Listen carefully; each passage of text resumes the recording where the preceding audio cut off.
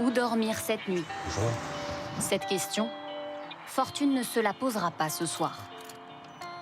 Dans les bureaux de cette entreprise nantaise, la journée de travail se termine.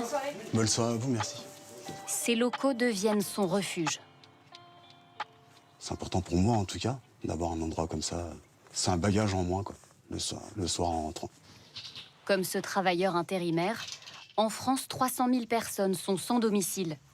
Voilà pourquoi ce dirigeant a créé les bureaux du cœur. On s'est rendu compte que nos locaux ne servaient pas 70% du temps. 70% du temps, ils sont vides. La nuit, le week-end, ils ne servent à rien. Et dans le même temps, on croisait, comme vous et moi, des personnes dans la rue qui dorment. Et on s'est dit qu'on pouvait les accueillir sur les moments où nos locaux étaient inutiles. Alors depuis quelques mois, ces bureaux redeviennent utiles chaque soir. On a salle de bain, toilette, et donc ce qui me permet d'être propre pour aller démarcher ou travailler. Quand on est conscient de la chance qu'on a d'être ici, on se sert de cette prise de conscience pour se dire, écoute, là, j'ai de la chance à côté de certains qui sont à la rue ou d'autres, et ça permet de repartir. Ça donne envie vraiment de se battre. Dans sa bataille, Fortune n'est pas seul. Chaque matin et soir, il croise les salariés de la société qui l'héberge gratuitement. Ce jour-là, Alan lui livre quelques conseils pour refaire son CV. Un échange précieux pour tous les deux. Je trouve que c'est une motivation en plus de se dire qu'on va avoir l'occasion de croiser quelqu'un et puis éventuellement de l'aider. C'est enrichissant intérieurement. Puis des fois, Pierre-Yves Loaec a fait les comptes. Si chaque PME hébergeait une personne sans domicile, la moitié d'entre elles seraient à l'abri.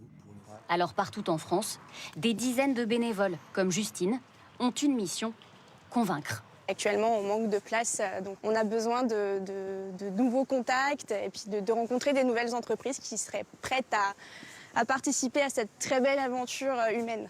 Bonjour, ça va? Ça va et toi? Dans les locaux de cette start-up, il y a quelques mètres carrés disponibles. On peut utiliser aussi cet espace-là. Et ce n'est pas rare.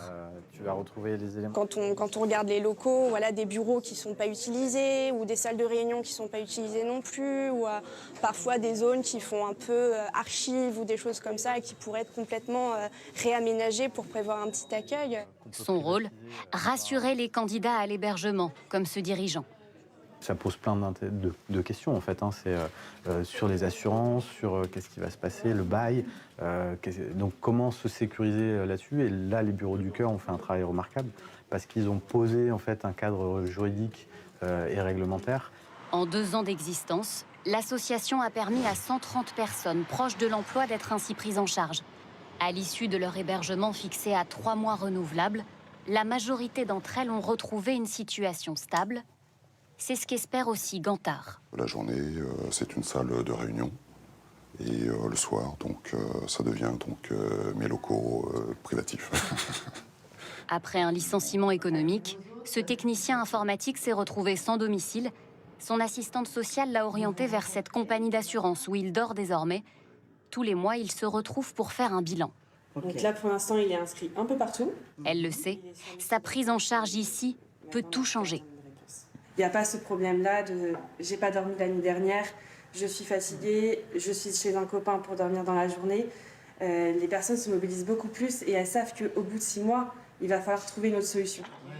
Gantard espère désormais décrocher un emploi à temps plein, avec une motivation immense, celle de retrouver un toit.